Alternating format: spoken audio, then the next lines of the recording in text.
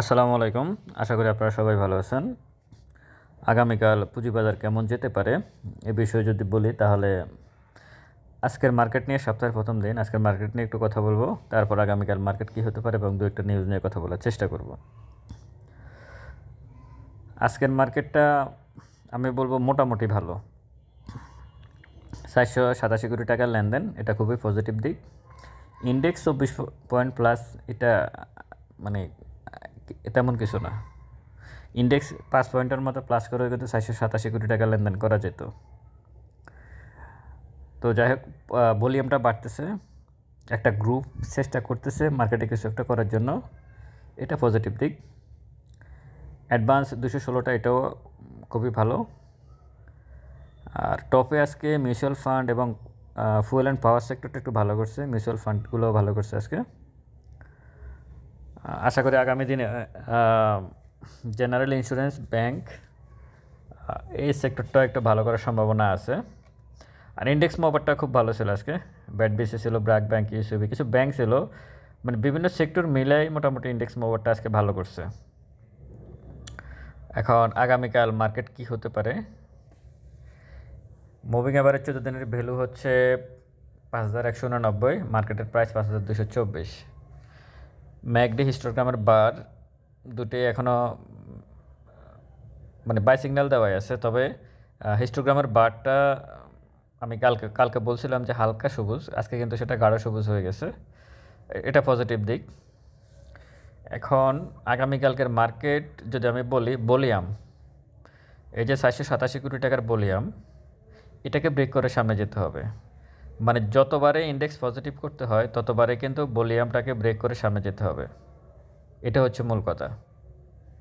আর গতকালকের তুলনায় মানে বৃহস্পতিবারের তুলনায় আজকে যেমন ভলিউমটা বাড়ছে, আগামীকালকেও ভলিউম বাড়তে হবে ইন্ডেক্সকে যদি পজিটিভ রাখতে হয়। তবে পরপর এখানে দুইটা সবুজ ক্যান্ডেল হয়ে গেছে। সাধারণত আমরা জানি যে দুইটা সবুজ ক্যান্ডেল হলে এরপর একটা সেল প্রেশার আসতে পারে মার্কেটে। এখন এটা বুঝে দেওয়া আগামীকাল স্মার্ট মানে কী আচরণ করে। সাধারণত দুইটা সবুজ ক্যান্ডেল হলে একটা সেল প্রেশার আসে, যেহেতু তৃতীয় নাম্বার ক্যান্ডেলটা ওটা ম্যাচুর ডে হয়ে যায়। গত পরশু যদি বাই প্রেশার থাকে, গত পরশু বৃহস্পতিবারে, আর আজকেও একটা বাই প্রেশার ছিল, তাহলে আগামীকালকে একটা সেল প্রেশার থাকার সম্ভাবনা আছে। তো সেদিক বিবেচনা করে একটু সাবধানতা অবলম্বন করবেন আপনারা, যে আসলে ইন্ডেক্সটা কী আচরণ করে। ভলিউমটা দেখতে হবে, ভলিউম যে 487 কোটি টাকা হলো, এর থেকে আর একটু বেশি হতে হবে আগামীকালকে, তাহলে মূলত ইন্ডেক্সটা পজিটিভ থাকবে। আর নিউজ যে বিষয়টা, সেটা হচ্ছে গতকালকে বা পরশু কয়েকটা শেয়ারের ব্যাপারে বলা হয়েছে রাজনৈতিকভাবে স্টকগুলা মানে খুবই সমস্যা করতেছে বিগত সরকারের। নাম ধরে ধরে বলছে, আপনারা নিউজটা দেখে নেবেন।